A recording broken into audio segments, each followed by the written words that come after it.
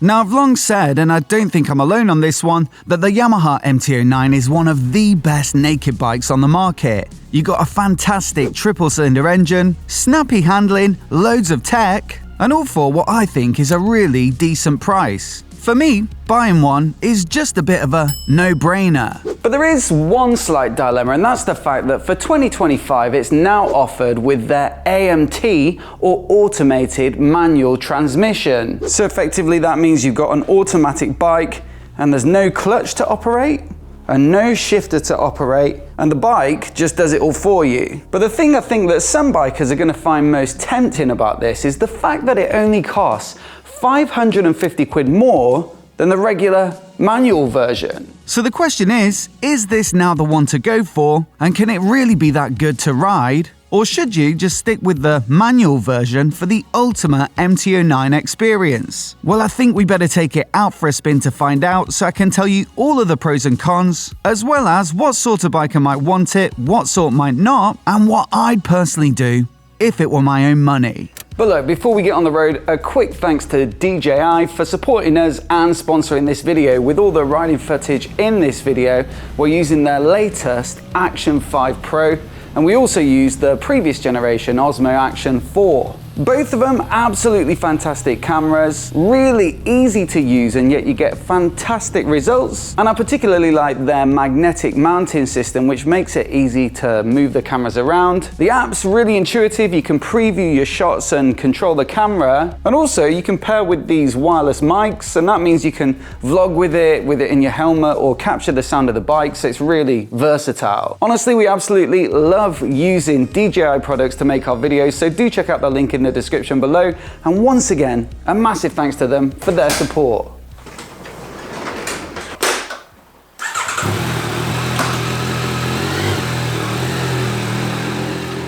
Now, I've got to admit, I wasn't necessarily expecting that much from this system, because it is really quite simple when you set it against something else like Honda's DCT, which has been out for quite a lot longer and I think is technically more complex. This, well, it doesn't have many major adaptations to the regular CP3 inline triple engine that they use in the manual MT-09. It's effectively the same unit, but they've just added a couple of electronic actuators, one to control the clutch and one to control the gearbox. So effectively they've replaced your left hand and left foot. Those are then told what to do by an electronic control unit, and you can either run it in an automatic mode, or you can press this trigger over here and switch it into manual, and that allows you to choose your gears with the plus and minus triggers here on the left hand switch gear. Now, regardless of whatever mode you're currently running it in, I've got to say I'm really very impressed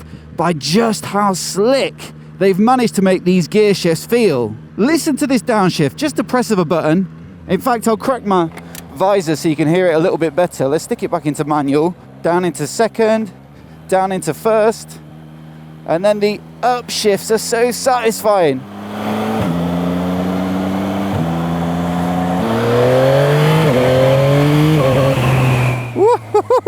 They're really very smooth, really very fast as well. It happens almost the moment that you touch the button, and so you've got to say, hats off to Yamaha. The other thing I have to say, as with any other bike like this, like the DCT models from Honda, is that there is a certain convenience and ease of use that comes with not having to use the clutch and shifter. When you're just on one of those rides where you're getting from A to B, or if you're stuck in traffic, it just feels super simple to ride. A bit like being on a twist and go scooter, but just with the performance and image of a proper big bike. Now, the other thing about a bike like this, and it's a bit of a weird one, but it does offer an extra layer of security. You see, a lot of bikes that are stolen, especially in the city, they're actually just popped into neutral and then pushed away by a rider on another bike. But with this one, when it's switched off, of course, there's no way to get it back into neutral, and so you can't push it away. So that effectively makes it pretty much immune to one of the most common methods of stealing bikes. And while for a lot of people that might not be a deal breaker or maker, well, if you do live in the city, it is worth thinking about. So clearly some really good stuff about it, but it's not perfect. One of the challenges is when it comes to lower speed stuff, like when you're going around a car park like this, where you don't have the clutch, and so you can't smooth out those on-off throttle movements. Especially when you're pulling away, you notice a little bit of a kick, and you need to be quite deliberate with it. And I think if you're sort of too gentle with it like that, then, you know, it hesitates a bit. You need to be a little bit more deliberate and accept that little jolt when you pull away. Now, obviously, that's not as smooth as if you had a clutch lever where you could just pull away very gently. And then the other thing is riding at very slow speeds where you can't feather the clutch. So what you'll actually find yourself having to do is hold a small amount of throttle at a constant and then use the rear brake to modulate your speed. Now, this is not necessarily a bad technique to use anyway on a manual bike, and it's good to be able to do it for certain scenarios. But for some people, it might just take a little bit of adaptation to their riding style for some of these scenarios where maybe you do feel like you're most likely to have one of those really clumsy and daft looking spills.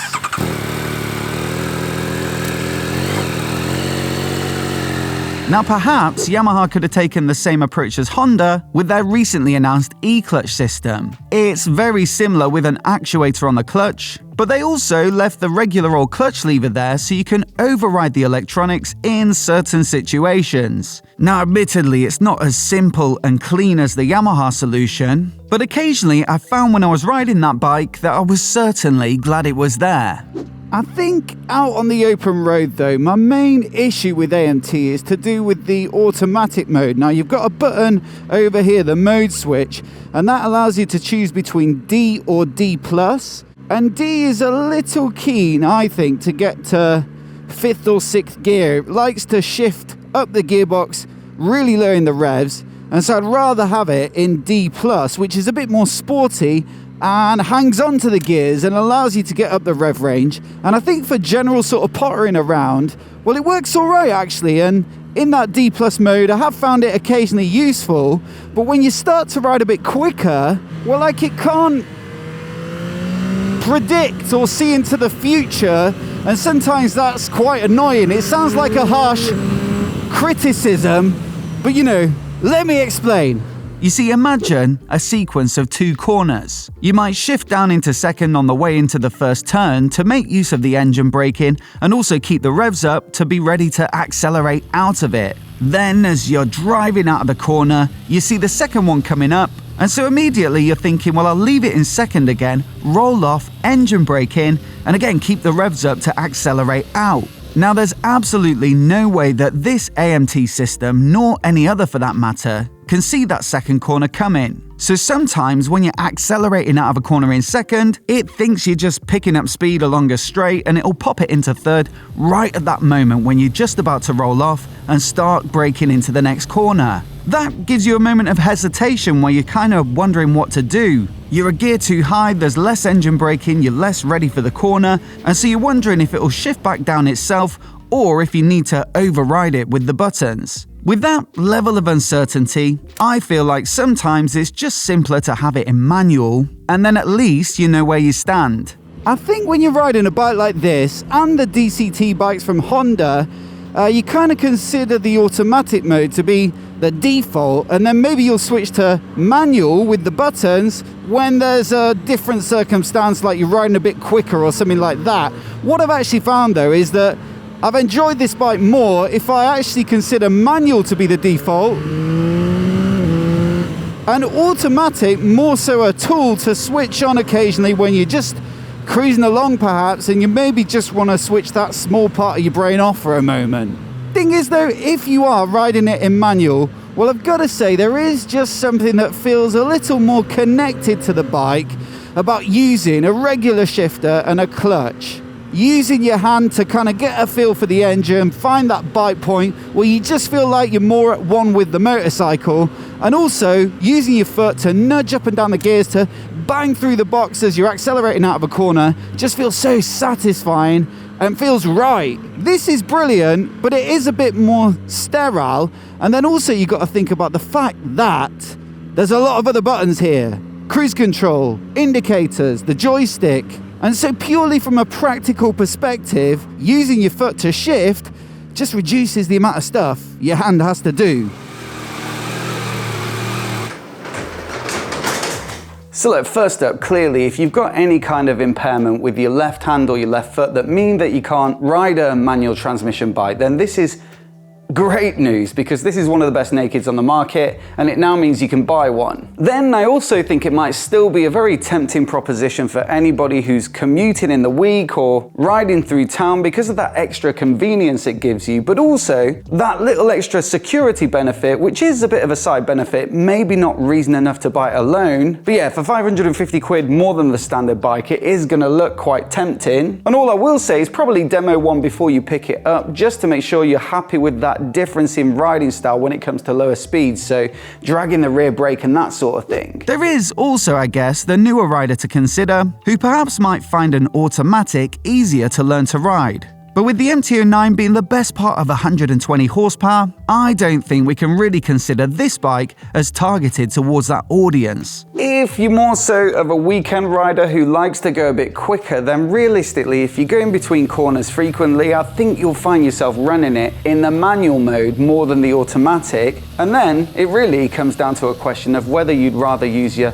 thumb and finger to shift or your left foot. And with the standard MT-09, it comes with a really slick up and down quick shifter, so it really is a question of hand or foot. But for me personally, I think, I'm very open to new technology, but just because of the intended use and riding style of this bike, I'd probably still go manual. But all the same, I'm very impressed with what Yamaha have achieved here with how slick it is to shift, especially considering that this is effectively the first iteration and it's only going to get slicker from here. As always though, I'd love to know what you think of this system, so do let me know down in the comments below, and whether you'd be tempted by AMT or if you'd rather stick with the manual. If you do fancy a manual, then the regular MT-09 is a brilliant choice of bike, and so I'll put my full review of it, which I shot earlier this year, on the screen now, so you can give it a click and give it a watch in case you haven't already. Also, do hit subscribe if you want to see more of the latest motorcycle tech and reviews like this right here on MOTOBOB. A massive thanks for watching today, and we'll catch you in the next video.